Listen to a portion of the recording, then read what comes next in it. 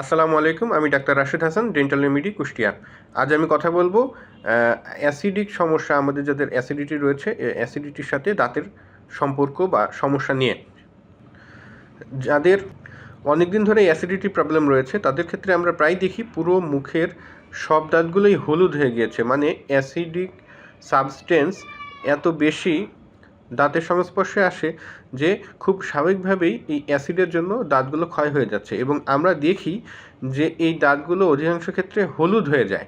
তো এই সমস্যাটি খুবই গুরুতর সমস্যা, আমাদের দেশের জন্য প্রায় ম্যাক্সিমাম মানুষেরই এই সমস্যাটা আছে। তো এজন্য যেটা করণীয়, অ্যাসিডিটিটাকে আমরা কন্ট্রোল করব, সেজন্য আমাদের প্রচুর পরিমাণে পানি খেতে হবে।